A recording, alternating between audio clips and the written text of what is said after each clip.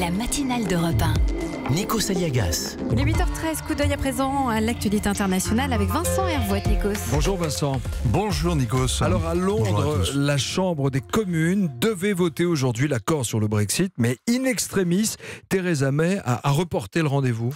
Oui, lâcher du lest, gagner du temps, croiser les doigts, à Londres aussi, c'est tendance. On a cru entendre Theresa May implorer encore un instant. Monsieur le bourreau, le Premier ministre a reporté le vote aux communes qu'elle était sûre de perdre. L'arithmétique parlementaire est implacable. L'accord avec Bruxelles aurait été retoqué. 17 mois de négociations ingrates comme un dimanche après-midi à Liverpool pour rien. Le Premier ministre a contre elle un pudding d'europhobes qui sont frustrés, d'europhiles apeurés, d'Irlandais fanatisés, d'Écossais jaloux des Irlandais et de travaillistes disciples de Jérémy Corbyn qui espèrent le grand soir.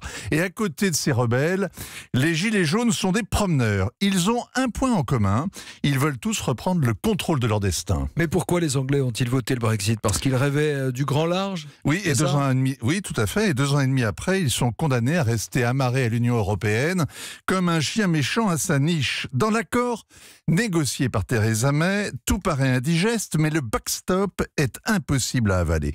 Le filet de sécurité prévoit que le Royaume-Uni reste dans l'union douanière pour éviter qu'il y ait de nouveau une frontière entre l'Irlande du Nord et la République irlandaise. Un arrangement provisoire tant qu'un accord commercial n'est pas conclu entre Londres et Bruxelles.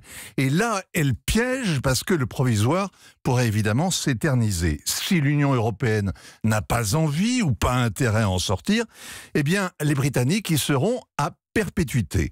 C'est comme divorcer, mais rester cloîtré au domicile conjugal, ruiné par la pension alimentaire et soumis à la tyrannie de la maîtresse de maison. Alors on comprend que le roast beef se rebiffe, le Parlement n'en veut pas, le peuple n'en veut pas, et la moitié du gouvernement n'en veut pas non plus.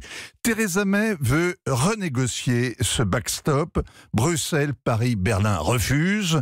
Il n'y a aucune lumière au bout du tunnel sous la Manche, le smog est total. Prochaine date butoir, le 21 janvier.